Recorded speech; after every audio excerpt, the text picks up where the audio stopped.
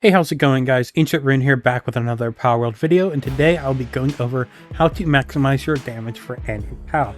This will apply for any PAL. This is not for specific PALs at all, and going over the generalist buff for these PALs. Now, the general formula for these PALs are base damage times attack, which includes passives, PAL Ellie type boost, and Knocklem boost, times elemental, times PAL Soul boost, times PAL tier, times food, and I will have that up on the screen as well. And this is going to be basically what we go over in all the options that we have for it, and kind of prioritizing. Now, one of the main things you'll be doing is getting good passives. The main, best passives you can get are Demon God, Musclehead, Serenity, and Legend. Demon God gives plus 30% attack, plus 5% defense. Musclehead gives plus 30% attack. Serenity gives plus 30% action or active skill cooldown rate and plus 10% attack. And then Legend gives plus 20% attack, plus 20% defense, and plus 15% movement speed. That is going to be the all-rounder setup. I would probably prioritize Demon God and Serenity.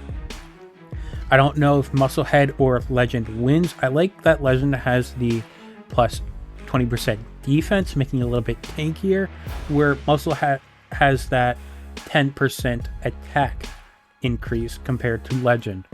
And then you have Vampiric, which gives 5% lifesteal for PAL's attacks. Now, this isn't really good unless you're doing hard mode tower bosses or just tower bosses in general. That's where the lifesteal is effective. In general playing and bosses, it's not worth it, as you don't need the survivability there. And with the raid bosses, you just don't heal enough from the lifesteal. But if you were to do this, I would probably swap out either Musclehead or Legend. I normally swap out Musclehead as I like the Legend defense. And we have, when really min-maxing, other boosts that help it.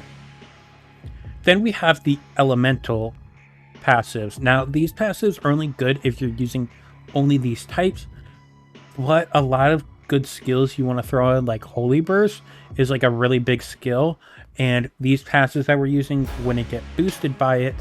But if you're using a PAL just for that element, like using a fire PAL with only fire moves, then these passives can become better.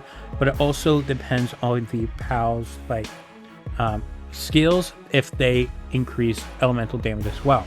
So we have Siren of the Void, which gives 30% dark and ice damage, Eternal Flame, which gives 30% fire and electric damage, and Invader, which is plus 30% dark and dragon. Now, with these and Legend, not every PAL can get this, as it depends on if you can breed it onto a PAL. So legendaries and raid boss PALs cannot get these unless they spawned with them. Now, of course, legendary PALs can get Legend, where the raid boss PALs cannot get Legend. And then legendary PALs cannot get Siren of the Void, Eternal Flame, and Invader, but the specific raid bosses can get these specific passives because that's where you get them from, if that makes sense. So it's not often you'll use them, but it is still possible. And then some secondary passives, if you're missing out on Legend or Elemental, then you can get either Impatient, which is plus 15% active skill cooldown rate, or Ferocious, which is plus 20% attack. And then you have Diamond Body, which gives plus 30% defense, which isn't bad, but I don't know if I would prioritize it over attack. Make you a bit more tanky. There was you've also got Burly Body, which is 20% defense, but Legend also has that. But having that 50% defense with Legend plus Diamond Body is pretty nice. I don't know the defense formula like I know the attack formula, so I don't know how all of that would work, but I might as well mention it. All right, and then after this, we are going to want to make sure we are upgrading the tier, as that'll upgrade the partner skill, which doesn't really matter. But when increasing the PAL tier, it is also increasing its stats like health, attack, and defense. So getting that up is really important. You can do that with the condensing or the items that will just upgrade your PAL tier. And then you have PAL souls. As I said before, attack is a pure mult to your attack, so you'll want to make sure you maximize that. And while we're here, you can go max health and max defense to make that as high as possible. Work speed doesn't really matter unless you're using it as like a work speed PAL, or if you just want to min-max it to flex. And then we have the PALs that will increase the stats of the attack power of certain PALs. Now this just increases the raw attack. You do not have to be using matching element with the PAL it boosts. You have that with the element passives and stuff, where it won't show on the actual attack stat on the right, but it will boost it if you're using like that same element. So you can use, if you have a fire type PAL that's using like normal attacks, you'd still want to put on fire boosting PALs, because that will boost the raw stat. So for example, we have Kelpsy Ignis for fire, Kelpsy for water, Frosticle for ice. We have Hookrates for dark, Cremis for normal, Bristilla for grass, Doomend for ground, and Sparkit for electric. Now we do have some other ones that are available. These are not the only PALs that will boost this power, but it is the ones I use here. You basically just need to make sure you maximize this stars here. Nothing else here matters. Stronghold Strategist and Vanguard is nice with the player if you want to be attacking at all during it, but besides that, you just need the max stars, as this will increase the attack by 20% per PAL in there. Usually you'll go with 4 and then your main attack PAL. Sometimes if you need to, you'll go 2 attack PALs and 3, depending on how tough a boss is. But with Vampiric now, you should only need to go 1, but I'll have to do more testing with that. Then we have Knocklem specific attack. I have a video on Knocklem itself, but you get plus 200% attack and 200% defense in that attack stat category, making it just really good here. But this is Knocklem specific, so if you're not using Knocklem, this part doesn't matter.